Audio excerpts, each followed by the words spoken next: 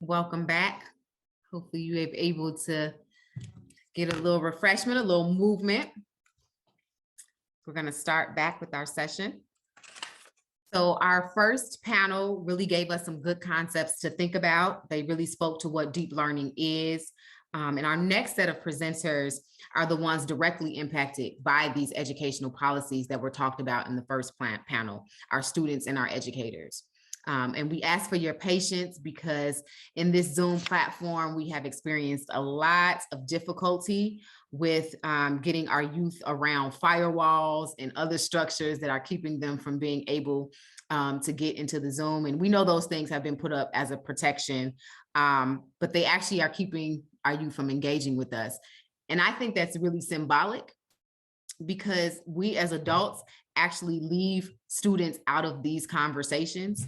And so I was really happy when Dr. Jones talked about how we have to also trust students, right? But we often leave students out of these conversations when it comes to things like assessment and curriculum, when really they are the ones most directly impacted by those things. So we really need to challenge ourselves as adults to normalize engaging with young people in these conversations about what works and what doesn't work in our schools. So that's what we're going to do now. We're going to attempt to, we have some students who were able to get on and to get in. And so we're hopeful that we can talk to them. And we're also troubleshooting all in the background, trying to get the other students in so that they can speak. But even if they cannot, we will still talk to teachers who are doing the kind of teaching that was talked about in the first panel. They're doing that on the ground. And so we really want to hear from them about what that looks like. And so we're going to be talking about here culturally relevant curriculum, culturally relevant pedagogy. And when we say culturally relevant, we want to be clear about what we're talking about. We're talking about what Gloria Ladson-Billings coined when she coined that term back in the early 90s, when she studied successful teachers of Black children. And she said that culturally relevant pedagogy had three components, and it had to have all three in order to be considered culturally relevant. The first is that it's academically challenging, right? The second is that it builds cultural competence. And what that means is that it's a curriculum and curricular practices that recognize that students are not just empty vessels when they come into classrooms, right? But they come with knowledge and with rich cultural and lived experiences. And so the curriculum doesn't diminish that culture, but affirms it. And it actually builds on it to help students to become fluent in another culture. And then the last one that is often overlooked is that culturally relevant pedagogy helps students to develop critical consciousness. And that means that the curriculum is used as a vehicle to help students identify injustice, and that students use their academic literacies. They use those math skills, those reading skills, those writing skills to interrogate and analyze social problems, to develop alternatives that are actually based in empathy and justice. So I will introduce some of these teachers and what they and their students are doing. They'll take us through a particular lesson or a unit of study that they've been engaged in. And so we ask that our panelists turn on their camera so that we can spotlight you when you're speaking. And we have representation from all across the state. So we're going to start in the southern part of the state and work our way up. So we're going to start with Ms. Coleman, who's a veteran high school teacher. She's been teaching for 19 years in East St. Louis. And so Ms. Coleman, take us through a lesson or unit of study and also introduce us to your student. Thank you so much, Dr. Radosny. Thank you. Okay. I am sitting next to my student. There we go. We had that feedback. I'm also the vice president of Local 1220, as well as a civics teacher in East St. Louis at the senior high school, where we serve 99% Black and low income students. Everyone gets free and reduced lunch. When it comes to testing for our district, it's not just PSAT, SAT, ISA. For us, it's also NWEA 3 times a year and common unit assessments basically every month. So this definitely makes teachers teach to each of these tests that the district uses to assess not only the students' learning, but to assess teachers as well. So the thing is that standardized tests are not preparing our students for success after graduation. When they get to college, there will not be any standardized tests. That's not what they're going to do all the time. But there will be research and writing. So I've designed some assignments that allow students to practice both those research and writing. So the first one we'll discuss is fact or fiction, where the student's job was to choose 5 presidents and find little known facts about whoever they chose. It was up to them, and make up a fictitious fact that sounded true. So you're going to find real facts, and then you're going to make one up that sounds true. I used them all as a game afterwards so my students could see what everybody did, and it seemed like they really enjoyed it. Tanisha?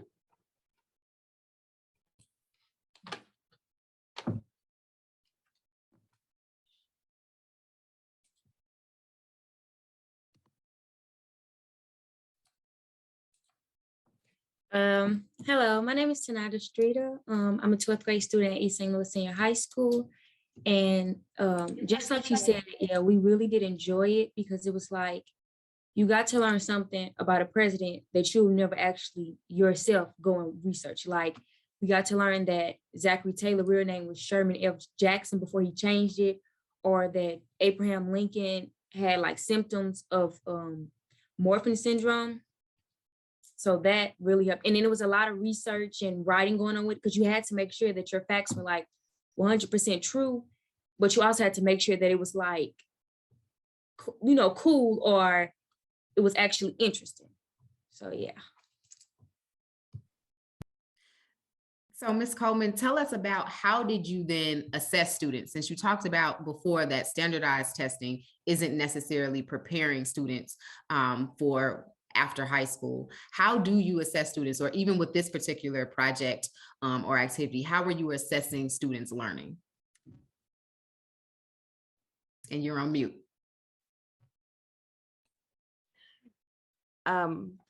It's a lot of conversation. We talk about it a lot when introducing it, just to get students into it, to be sure that they understand the assignment. I check for accuracy, because they need to know that there is someone checking to be sure that their facts are indeed facts. And just they tell me afterwards for this one. So it's not just this. We have, when you're doing civics, it's a lot of facts, qualifications, and processes, which is all fine and good, but it doesn't really allow for deeper learning.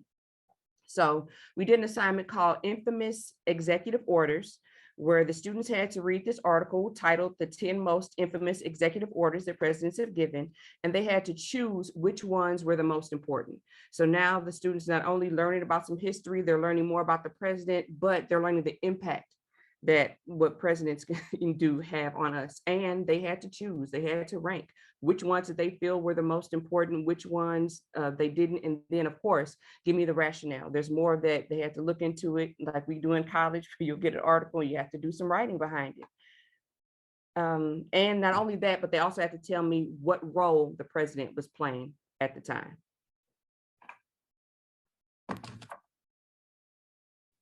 So Tanija, tell us just about this project versus doing a standardized test, just your feeling about it. How did you know that you were also learning as you were doing this project? Okay, so for a standardized test, it'll be like, I'm learning this, well, not even necessarily learning, because we're not really learning, you're just learning how to take the test. You're not learning the information of the test, actual facts of the test. You're learning what skills will help you pass the test. And this assignment, it was like, not only did we learn about a president, we learned how it felt to be a president, like having to not just think about this one specific race, or like the race as a whole. You have to think about the whole America, and that we learned how to do that, and not, not just think of one race. Thank you all so very much. We so appreciate you and your experiences. Again, can we drop some love in the chat to Ms. Coleman and to Tanija? Thank you so much for sharing, giving us a little glimpse into your classroom. You're very welcome. We have one more we really want to tell you about because that one. Absolutely. All right, so we did a Supreme Court activity and really to get the students to understand exactly what it takes to be a part of the government, not just something that we're learning of. I need them to see themselves as part of the government, that this is what you can do. This is what they're there to work for you. So you need to know about this. So I want them to feel how the Supreme Court works and put them in the position of justices. I split them into groups and made each group a separate Supreme Court. And their task was to get rid of 4 of the rights that we have as Americans. So just the conversations that I heard in their discussions was amazing. And I did have to do some redirecting to remind them that, yes, you are working for the entire American people. Just, we're one culture and you can't just do it for a specific group. Not only that, but when they finished, they had to tell me which ones they got rid of, the vote count, just the way the Supreme Court does, and the rationale for each of the rights that they eliminated. So Tanaja, which one of those did you choose?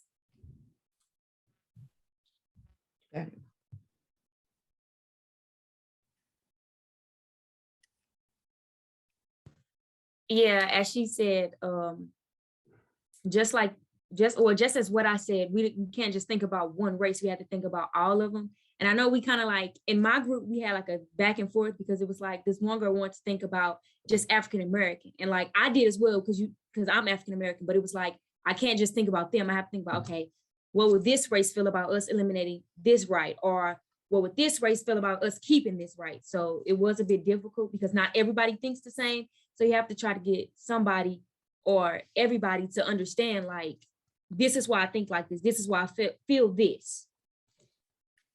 Right. So thinking about these things with the lens of empathy and justice, right? As we Lots talked of about. critical thinking. Exactly. And which is what culturally relevant pedagogy is. So thank you again for sharing that one, getting a lot of love in the chat for this particular project. I'm sure you'll get some reach outs about how to set this up, Ms. Coleman. So again, thank you so very much for giving us a glimpse into your classroom. We'd like to thank you for inviting us to participate. This is very important. We appreciate it. Thank you so much. So next we're going to actually move, we're going to stay in the southern part of the state. And we're going to go to Eric Mitchell, who is an alternative program teacher in Granite City. And so if you can turn on your camera so we can spotlight you. Thank you, Mr. Mitchell. And so Mr. Mitchell is a teacher who has been a teacher for 2 years. So we know how challenging it has been to be an educator in the last 2 years. So imagine this is your first 2 years in being an educator, and all that you know is education in a pandemic. So God bless you, Mr. Mitchell. We thank you for being among us. And so your voice is really very important to us. Talk to us about some of the things that you're doing in your classroom. And you're on mute. Good start there. I want to thank everyone for coming out, and I appreciate you guys listening to me again. Yes, I am the not younger member, but I haven't been doing this as long. So my background is in private industry. So this is kind of a new career for me. It is challenging and it is fun. I do like going into classroom every day. I am a special education teacher at an alternative school here in Granite City School District. Again, I was in management for about a little over 30 years in private industry. So a lot of my background, a lot of things that I try to bring to the classroom, I think that helps me along. I've got 9th through 12th grade students. Before becoming a teacher and going back to school to get where I'm at right now, I also was involved with a Teen Reach program. It is an after-school program. I did that for 2 or 3 years, and it allowed me to collaborate with a lot of the students that I have now and their families and the parents. I try to involve them as much as possible. Being at the alternative school and being in special education, I don't have, like I heard some of the people talking earlier, like 200 students. I've got like 30 students, and I'm hoping that they consistently make it every day. They've got issues going on at home. I deal with a lot of the families, but I'm able to do that because I don't have as many students. So my feelings on standardized testing, For my own personal kids, my two kids that I have that are in college now, I know I had, we were concerned with it, and I was able to send them up to test prep and things like that. The students that I have, there's no way. Their families will not be able to send them there. The kids get, when we go through this at school, they do not want to be involved. Some of them won't show up as soon as you say something about one of the standardized testing or test sessions coming up. And I don't think it's a true measure of what they could do. It doesn't relate to their background or their lifestyle. A lot of the questions, some of the things that they talk about, the kids have never experienced. And it's just not on their radar. They're just looking to make it through the week, let alone some of the things that are on the test. So I just think it's sets them up for failure. So, or for whatever the heck, it's just another thing to them that's going to say that they really can't compete. So what I try to bring to my classroom with some of the assignments are things that are going to be uplifting, things that are going to build up their confidence. The environment of our city, it does not look like it did 30 years ago. There's a lot of cultural change going on, and that is big for the city. So we're trying to, a lot of understanding going on of different cultures. So things have changed here in my town. There are not, in my district, there are not a lot of people that look like me. And we, the demographics of the city, it doesn't really reflect. So that's a big thing as well. So the students see that as well. So my student, Tanaya, was not able to make it. She sends her regrets. She is a sophomore, and she's pretty successful. And what the project that we did has to do with job seeking, job application process, looking for a job. Those are the things. One thing, when my kids were in school, I know they came home one day and I asked them what they were doing in school, and they said they were working on, they had a class that was telling them how to balance a checkbook. And I came from IT and stuff, and I'm like, why in the heck would what are you ever going to do that when you've got this? You've got your phone. So, those are things that I think that aren't relevant to what my kids, and especially the kids that I have now in class, are going to want to do. I felt this project here is something relevant. They are all looking for jobs, and some of them aren't looking for jobs and are doing other things that they shouldn't be doing instead of looking for a job and getting a good employment. So Tanaya, when we went through this project, I asked her yesterday at school, she said she thought that it was a real world lesson and is something that she could put into practice immediately, meaning that she could go out and, it prepared her to go out and look for a job because she hadn't before. It made her more confident about the job seeking process, but also in herself. She said she was able to identify positive traits in herself and how those traits would be valuable to an employer. Okay, which is something I think is very important for my kids. That's why I want to, they've been pushed down for so long. I want them to feel like they can walk in anywhere and be confident about themselves, talk to somebody who doesn't look like them, who might be in management, and be successful. Okay, and a lot of that comes from within. Some of the things we did in class for that, we actually, and I should have had some screenshots here, but we'll go through quick. I went around and had them gather some applications, and I also brought some in as well from the local establishments here. And we kind of looked at those, and I had them fill those out and use those for an assessment in a way. Some of the things that they learned are, some of them didn't know what MI was for middle initial. What do you do if it asks you about if you've ever been convicted of a felony? Things like that, how to lift yourself up and how to get through that and how to explain and what that meant to an employer. What is GPA? Just different things like that that can be put on an assessment or to talk to them about and to see if they really understand. After they fill out you usually have them fill it out first, see what they put down, and then after we go through the discussion, have them do it again and then see how much they've improved. References, who do they use for a reference? Not using family members, knowing people out in the community that they could ask for references. A lot of them feel like they can't talk to people. The teachers at school, this person doesn't like me. Are your references viable? Do they have to do something with the job that you're trying to get? We also, there were different questions from interview questions. I also went out to some of the establishments, talked to the managers, and got some interview questions from them. What did they want to know? So I asked some of those questions. 3 character traits your friends would describe of you and why. What achievements outside of work are you most proud of? How can you improve yourself in the next year? Things like that. There's a whole list of questions that I got from the employers to ask my students, to assess them, so to prepare them to be able to answer these questions. Also got job descriptions so that they could relate the job description to the application and tie those two together. We had, in order to look at some of these assessments, I had a couple of some of the managers from these local establishments to come into the classroom, talk to the students a little bit about what they saw, look at some of the applications they had filled out, and talk to them about what they were looking for in an employer, where they may have made mistakes.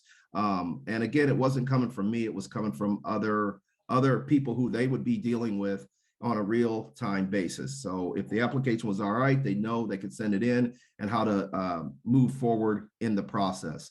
Again, we also got into search engines and things like that for jobs. I think in the classroom, what I saw was a lot of collaboration, a lot of empowerment and discussion. It was, my environments are student-driven, and this was something that some of the people the older students that did have jobs, they could talk to the ones that didn't and kind of bring back to them, some of their experiences and talk to them about what they could do and how they should fill things out. We went through mock interviews, and again, just preparing them for the future.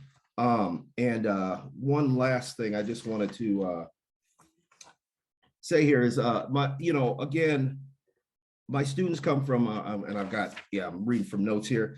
They're from poorer households, and they're minority backgrounds and that. And so the demographics, again, have changed over time. I encourage my students to be part of this change as we move forward, so that they feel like they have a place and it's not out on the streets. It's, you could, as our city grows, I want them to be a positive influence on that growth. Because again, it's the people who are hiring and the people who are in management positions that need to understand the culture as well. So getting them out there, dealing with the Teen Reach program before that, those are a lot of things we go into business just to try to bridge that gap here in our town. Again, I think that the people were able to appreciate the differences of others and, just see how the whole process went. So that's kind of my lesson. I wish Tanaya was here so she could give, I wouldn't be reading off of here, but I thought it was pretty good. And that's kind of where I'm coming from in my 2 years so far, is just trying to bridge the gap between what's really out there with the way I see it and what is actually in the classroom. Thank you. Thank you so very much. That's really about, again, building with community, right? We hear that, we hear about collaboration, and we hear about really taking the lived experiences, needs, concerns, assets of students and making them center to the curriculum, right? Not exacting curriculum upon them, but actually building it with them so that they can actually meet their literal needs, right? Thinking about being able to economically sustain themselves. So thank you so much, Mr. Mitchell, for that. Please make sure that you reach out for any support. We know our early career teachers need absolute support in this moment, and all of our educators need support. And so that is why, one of the reasons why we are here in collaboration with one another to really think about how we can reimagine, right, teaching and learning so that it is about what you just spoke to and affirming our students' self-worth and doing healing work that we need, particularly in this moment. So thank you so much for that. We're going to do a little bit of a switch because we're having some technical difficulties with one of our other members getting in. So we're going to move to Chicago and then come back to Champaign, okay? So we're gonna go to Chicago first, and then we're gonna go back to the central part of the state. So now we're gonna talk to a veteran teacher, right, with 32 years of experience in both elementary, middle school, and higher education. Dr. Greg Michi has taught in Chicago public schools, and he's also been a professor of teacher education at the Illinois State University. So, Dr. Michi, I will turn the floor over to you, and I believe we're going to also get ready some slides because you actually have some visual aids that you want to show us as well. So, thank you, Dr. Michi. Thank you. And I think one of my students is here. We've been trying, I have two, and we've been trying to get them in for 2 hours. And one, it looks like is not getting in, but I think the other one will be, hopefully, at least that's what I was told. Okay, so, and yes, I would love if those slides could be put up. That would be great. So should I just go ahead? Do we know if the student is? All right, I'll just go ahead, and if Deanna is here, then she can hopefully be able to join in. I teach on the southwest side of Chicago in a neighborhood called Back of the Yards. It's predominantly Latino immigrant and Black American population. The school I teach in is mostly Mexican immigrants, but also immigrants from many Central American countries. The neighborhood is vibrant, but also struggling, like many neighborhoods in Chicago. There's a lot of great things going on in the neighborhood, people giving back, and there's also violence and poverty and a lot of the struggles that people in Chicago face. So, and Dr. students Michi? see all of that. I'm just going to ask really quick. Some folks are saying it's a little difficult to hear you. So if maybe you can just speak a little louder, and we also want to just remember a little slower as well for our interpreters. So I'm sorry to interrupt. Okay, are you hearing me now? I have not had that problem before. So are you hearing me now? Yes, and we also see Deanna, so that's great too. Okay, I do not, but hello, Diana. I don't see you, but I'm glad you're here. So yes, I was just talking about the neighborhood where I teach and where Deanna lives. Hello, Back of the Yards. And if we can go ahead and go to the next slide. Sorry about that. Microphone problem. Can we advance to the next slide, please? Okay, so I asked Deanna and Oscar Bonilla, who's not able to get in, unfortunately. Two of my students, they're actually both 9th graders now at Back of the Yards High School, but they were in my class as 7th and 8th graders. And so I asked them to think back on units and projects and things we did together and just think about something that was meaningful for them. So we're gonna focus just on 2. And I'm going to try to put that in a little bit of context, but just remember this is just 2 units out of a lot of things we did over a 2-year period. So the first one was a unit called Native People in the U.S. Government.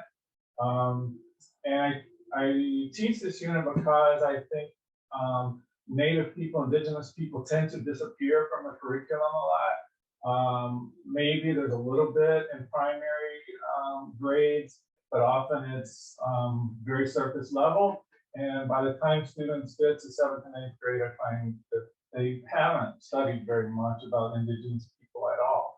So, and you can see the subtitle of this unit is Oppression, Resistance, and Self-Determination. So if you could go to the next slide, I think Deanna is going to share a little bit about, Deanna, could you just talk about like what engaged you in this unit, and did you think it was an important learning experience, and why?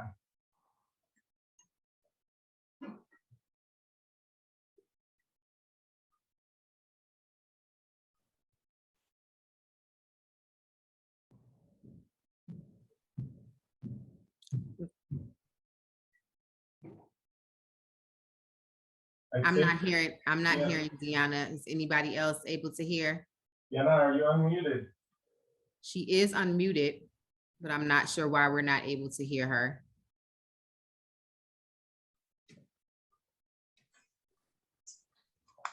Okay, I'm just gonna keep going in and hopefully we can figure that out. So I think she was gonna talk about the fact that learning about the ways that Indigenous people in the United States have been oppressed, dispossessed of their land, pushed off their land. Then you can see some of the images here. Native children sent to boarding schools and denied their culture, denied their language, and then their land actually taken and sold. She's going to talk about the Dawes Act because that's something that stuck with her about how not only was land taken by the government, divided up, but the excess land was then sold to the highest bidder, which was mostly white Americans. And I think, I don't know if we're going to be able to get this straight now, so I don't want to take the words out of Dan's mouth, but what she's told me is that learning experience was very important for her because she was able to make some connections with Mexican history, and also just because it taught her how Native people have resisted in all these cases, like starting with the Indian Removal Act, and that's why that's part of the subtitle of the unit, is we were not just learning about oppression, but we're Can you guys also hear learning. me? Perfect. Yes, Okay. we can. So, Yeah, he told me to unplug my headphones and I tried that. okay, so Hey. now we can hear you. Now we just need to see you. So if you can have your Okay. camera back on.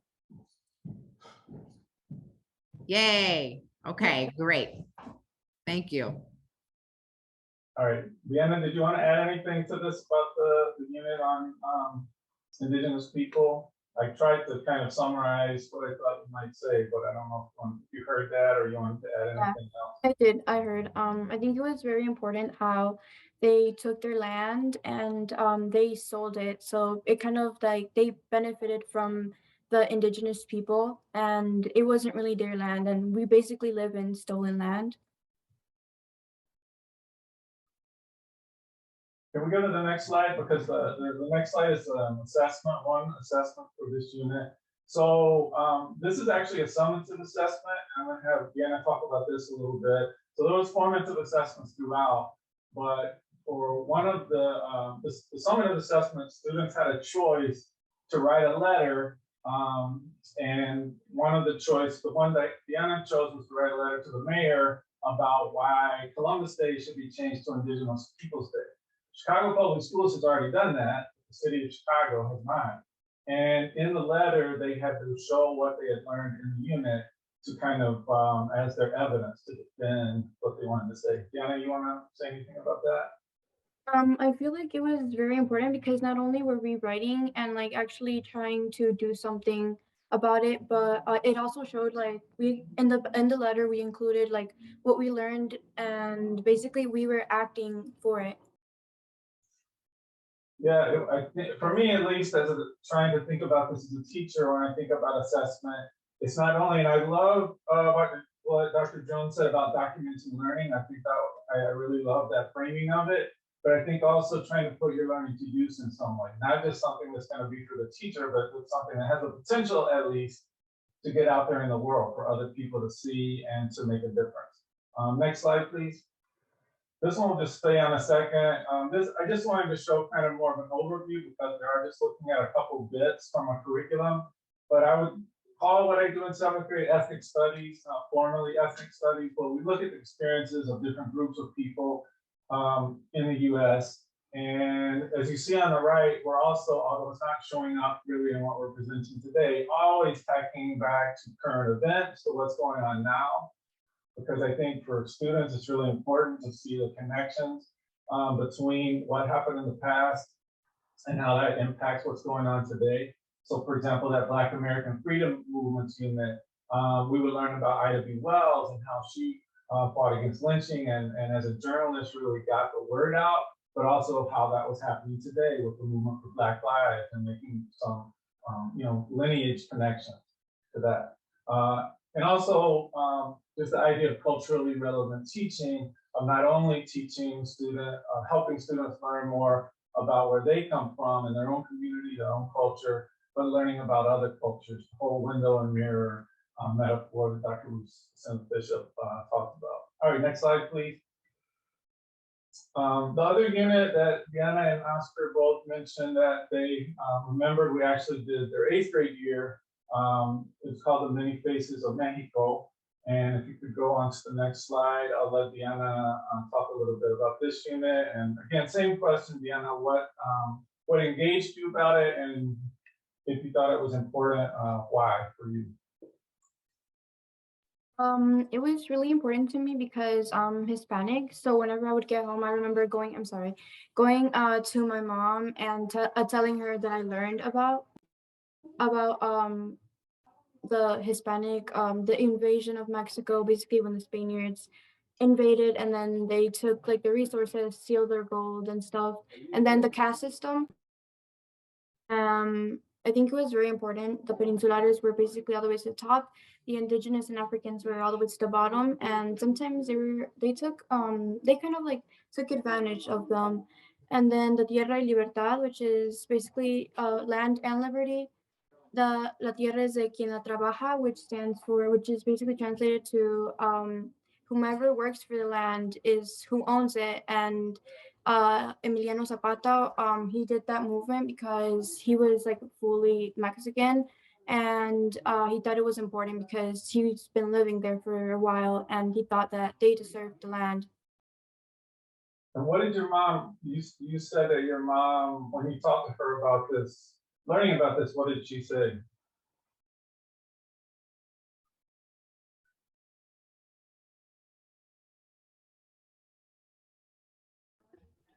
Oh, sorry.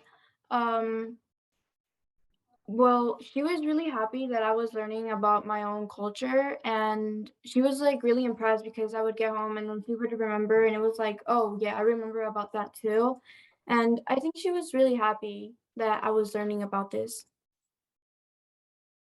Okay, thanks, Diana. So if we could go to the next slide, just a couple more things. I wanted to show a couple assessments. So one of the assessments in this unit, this wasn't a summative assessment, but I think this was a chance for students to take what they learned and kind of document their learning in a way that requires some higher order thinking.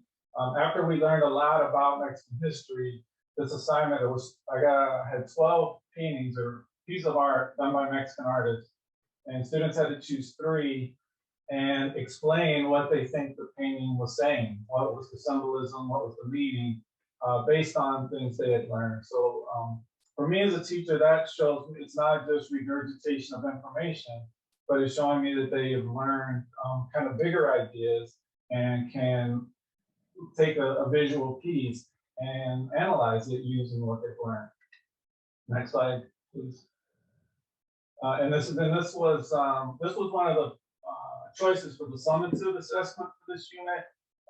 And they had several choices. I think the one Deanna did was they could do Instagram posts based on things they learned about Mexican history. But this one, students could take song lyrics, take song lyrics, and then relate those lyrics to something they learned in the unit. And so this student took the song and related it to Sor Juana, and Sor Juana is known as the first feminist in the Americas. And so the student really did a really deep analysis of the song and how it related to who Sor Juana was, the oppression she endured as a woman at that time. And it was, I thought, and a lot of other students did as well. Next slide, please. Deanna, maybe you could talk about this. This is a different unit, but I just wanted to show this slide because I just feel like choice in assessment is super important. Instead of, every student has to do the same thing and show you they learned in the same way. This was a civics unit, and at the end of the 10 weeks, the middle part shows you the kind of the subtopics: racial justice, First Amendment rights, what is a good civic actor, etc. But students had a choice of how to work, the topic they were going to do, and the format. So they could do a video, a podcast, a comic. Deanna, do you want to talk a little bit about just having choice in how you show your learning? I think it was it got me more interested because I had an option into picking whatever I was more interested in, and it would actually give me the motivation to do the project or whatever I was supposed to do. So I think giving choice is really important. Cool, thank you, Deanna. All right, one more slide. Sorry, we're running over a little bit, but I really wanted to tie all this to the current moment. As was mentioned earlier, can't even count the number of states now that have either bills pending or laws passed to, deprive students of learning about history, to outlaw even mentioning LGBTQ issues. I mean, we're in a really, really, really challenging time. And last year, we actually looked at this issue with students, and they read articles about a law in North Carolina and a law in Texas, or bills that were pending. And I didn't even really I didn't explain completely critical race theory, but we talked about the difference between critical approaches to history and what Trump and others were calling patriotic approaches to history, and what they think students should be presented with. And these are just some excerpts of what students answered. Deanna, do you want to really quickly say what you think about that? And then we'll pass it on to the next group. I think it's very important to have like a culturally teaching, because then we would learn about others and have empathy for the other cultures around us and understand their like why like they are who they are. For example, the Trail of Tears really impacted me because they traveled like a very long distance, and a lot of their people passed away because of that, and some were forced to leave. And then I remember the Cherokees, I think it was, they made like a deal to be paid to move, but at the end it took like the US 3 years for them to pay them back. And I think it's just really important because it makes us not be biased. For example, if I'm learning about only the good things that the US did, I'm not seeing what the reality and what they actually did. And I'm guessing people will feel more powerful because they don't see the bad things that happened, and they'll just like diminish the others. Thank you. Okay. Hopefully, oh yes, this was actually Oscar, who was not able to get in. He created this. This was the 2 years I taught them were the 2 years that COVID was predominant. So this assignment will just create a meme about what the class was like during COVID. So that says a lot. So Oscar is here in spirit. Thank you. Thank you so much for that, and for the visuals for us to be able to see it. Again, that is culturally relevant pedagogy in action, right? Affirming students' cultures, but also helping them to see their advocacy, real civics education, not just talking about the oppression, but the resistance and what we can be doing about it, acknowledging and seeing injustice and saying, we have a responsibility to address it and to do something about it. So thank you for all of that. I also really appreciated the incorporation of visual art, of music, right? Things that in standardized test world, students don't get to interact with those things. Those things are not seen as important, and particularly for low income Black and Brown students, those things like fine arts have been pushed out of the curriculum to make way for more test prep. So that is just concerning. It should be concerning to all of us, because deep learning incorporates a holistic education and all of the things that really help us to be human. So thank you so much, Dr. Michi, for that. Thank you, Deanna, for coming and for talking to us. Thank you, Oscar. We feel you in spirit and appreciate your perseverance and still trying to be here despite the technical issues and difficulties. And so now we're going to move, back to the central part of the state, where we have Katie Laseris, who is a teacher in Champaign in Unit 4 district. And she is a middle school science teacher. And it must be an amazing time or interesting time to be teaching science. So we're gonna turn it over to Katie to talk us through some of the things that she's doing in her classroom. Okay, thank you. I think I have, I think I have a few slides. I don't know if those are readily available to put up or not. Oh, can you hear me? We can't hear you. Yes, We can yes, try I to can. get those slides up. And Get those sorry. slides up for you. No worries. No worries. So yes, I am a middle school science teacher. I taught actually in the IB program, International Baccalaureate, overseas for about 8 years, biology, both middle years program, MYP, and diploma program, DP. So I was able to kind of bring what I learned from overseas here when I started teaching back in the States. And this is my fifth year in the States here. So yeah, there we go. Oh, I think there's some words. Perfect. Thank you. We're all experiencing wonderful technology learning curve today. So 8th grade science model summative is what I'm going to talk about. This lasted about 9 weeks, the length of this unit. So on the next slide, if you wouldn't mind.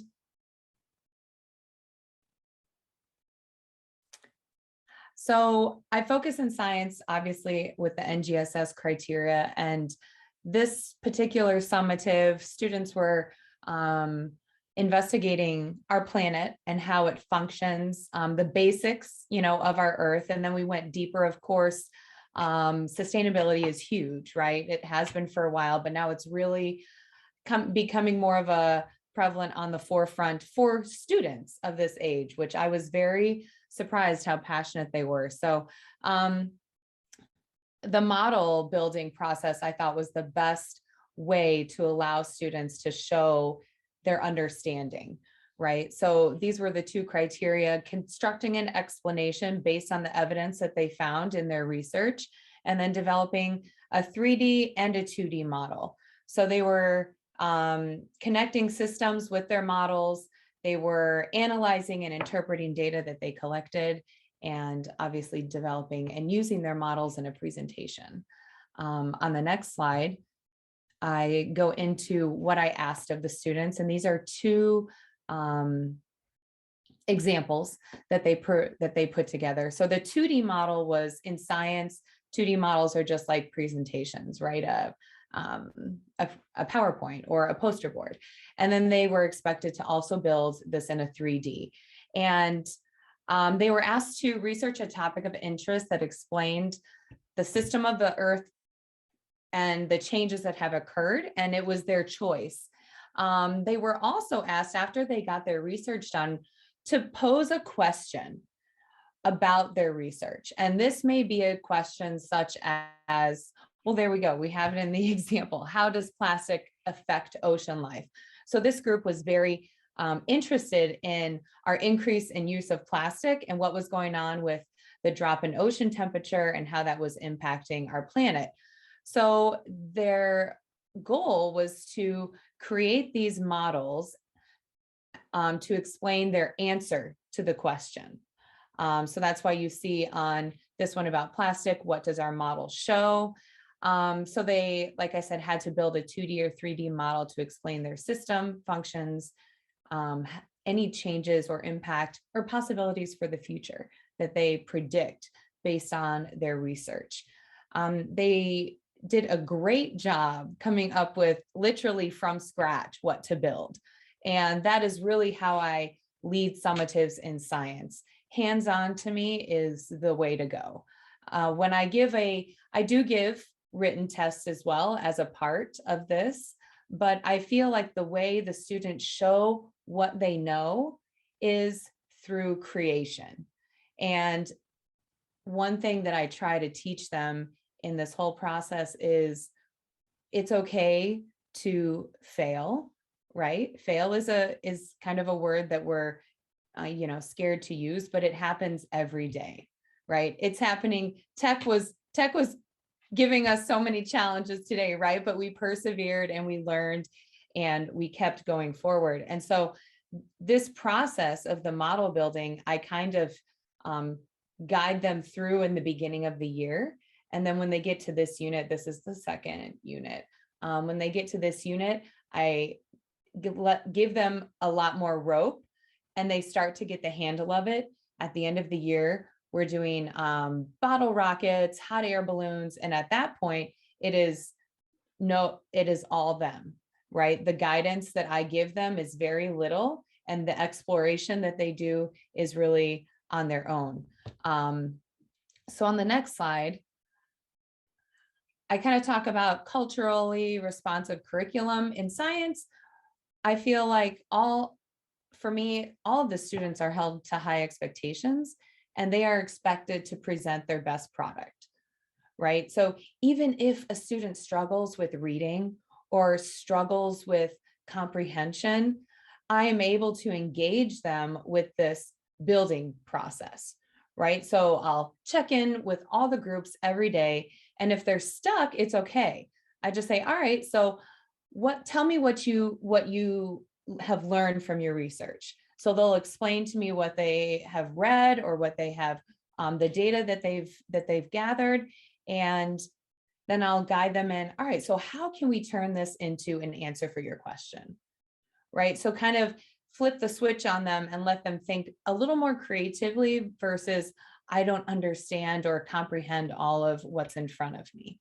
The choice aspect, after we learned about the earth, I gave them the opportunity to choose a topic they were passionate about. And I feel like in this type of learning, it's very important to give them choice. I don't know, is Kimura, I have a student here, is she in? I'm in.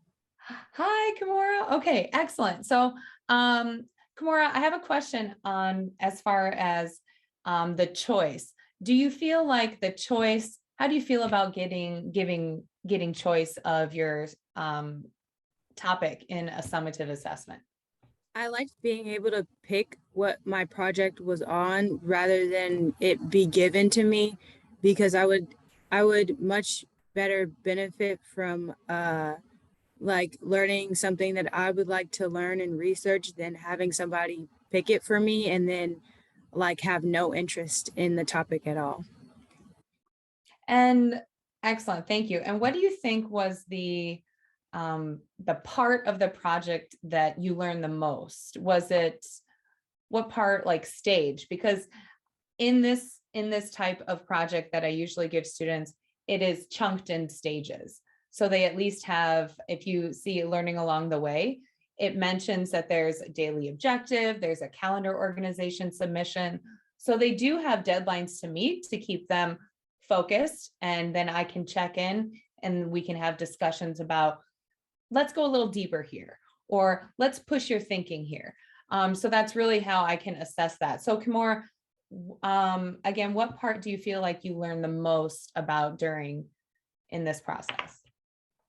While researching, I think it was like during when we were researching and then going through all of the information and then putting them on slides and paraphrasing and looking at all of our sources that way. I think that's where I learned most of it, especially when we were reading back the info that we have gotten and then putting them on slides and then putting them in our own words on the slides. And where do you feel like at what point in this process did you feel like, you know what, I think I'm like learning a little bit more, or I'm really enjoying this process, or how did you know you were even learning something at all? How did that occur to you? I think when we were getting the slides together and like going over all of the info, because some of it, since it was split up and I had two other people putting info on slides, like reading back through it, my other partner, they put extra information on the slide that I didn't know about yet. And then going back and checking it, I looked back at it and was like, oh, I didn't know that happened, or that was a thing, or that person had control over the entire situation. Okay, cool. And do you think that, can you speak a little on how maybe this type of assessment for you was either beneficial or hindering in any way in learning about our Earth, which was that topic that we did this on? Was this something that you would like to do again, or is this something that I'm not sure if this is really helping me connect the dots to real life situations in regards to understanding our planet? What do you think? I liked this. I was kind of hoping we would do like another project, on the lines of this. or something similar. I really liked it and I learned a lot more than I already knew. I had a little bit of information on the topic that we researched, but I gained way more information researching and putting it all together in a project. And if you compare it to the tests that I've given in class on paper, like where do you think the difference lies for you as a learner between like that paper test and this project-based assessment? I personally, I'm not a test taker.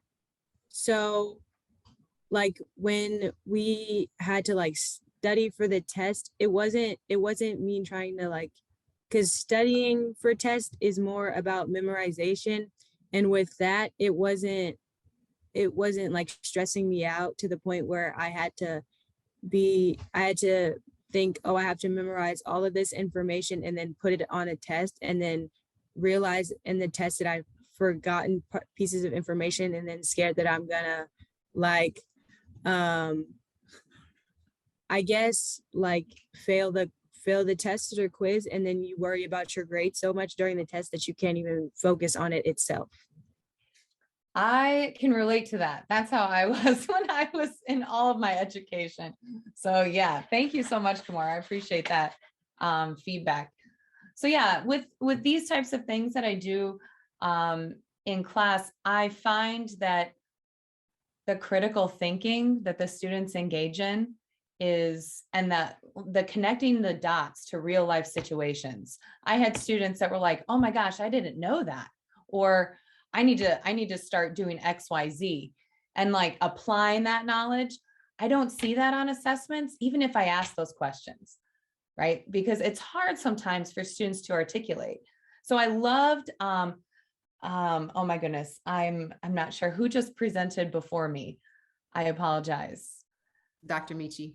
Dr. Michi, I loved how you gave choice. I think choice is so important. And with standardized testing, or testing in general, I should say, even written tests in class, sometimes it's really hard to give that opportunity for choice.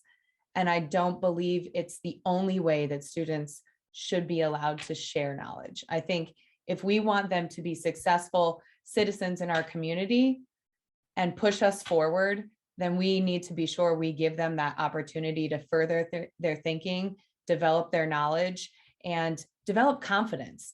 You know, Kamora mentioned, I was nervous that I was going to fail during the test. That is not the environment where you learn the best or show your best product, right? So I really feel like she did an excellent job. I did not have a picture of her group's project, but they researched Chernobyl, because their research question was, why was this such a disaster? Right? In another country, we don't hear about it a lot here. So they just didn't really know, why was this such a disaster and so harmful? And the facts that they came up with were staggering. I was surprised. I hadn't, done a deep dive like that on it. So they did a really great job. Thank you so very much, Kamora and Ms. Laseris. That was inspiring. We appreciate that. Just talking about the critical thinking, right? Being able to apply learning. That is a part of what deep learning is, and that's what we don't get from standardized tests, the application of the actual knowledge and the skills. So thank you so very much. We are running out of time, but we do have with us Dr. Jackie Payne from Summit, Illinois, and we want to make sure that we also get to you because you are an educator, a veteran educator as well of 19 years, and currently serve from kindergarten to 8th grade instructional coach and special education facilitator. And so what we really want you to speak on, because you serve students and educators across grade levels, really talk to us about, the last question that we gave to our first panel, which is, what are the conditions that we must have in order to do the kind of work that Mr. Mitchell, Dr. Michi, Mrs. Laseris, Ms. Coleman, the kind of deep dives into topics, the type of curriculum that's really going to promote critical thinking, culturally relevant pedagogy? What are the conditions that are needed in order to make this kind of instruction be what we see in classrooms all day, every day? Yes, absolutely. So first off, thank you so much for having me. I am completely honored to be sharing the time with such amazing presenters, panelists, researchers, educators. So as an instructional coach, you know, we really do try to offer as much support to teachers as we can. The amount of assessments that our teachers are faced with, especially this year, since we had to make up last year's test, is unbelievable. And so helping them with these assessments, right? But then the teachers give the test. Sorry, my dog's barking. She was quiet the whole time. Now she's barking.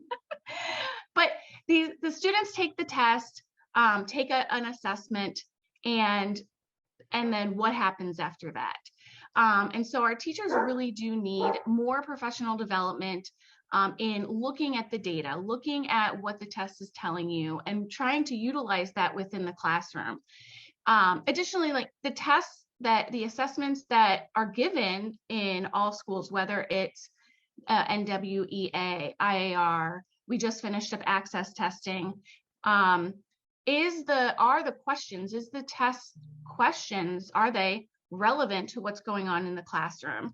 Many times they don't line up. And so we really try to work with the teachers to make sure that we can take some of that information and make it inform their instruction. The other big piece that I have to say is administrative support. We need time to work with teachers. We need to be able to give them the professional development they need. And if we don't have administrator buy-in, it becomes very challenging. So yeah, our big job as an instructional coach is really looking and doing data digs into those assessments and trying to make sure that what is being assessed is actually what's happening in the classroom, and if not, what we can do to help with that. I hope that answered the question. Absolutely. Absolutely.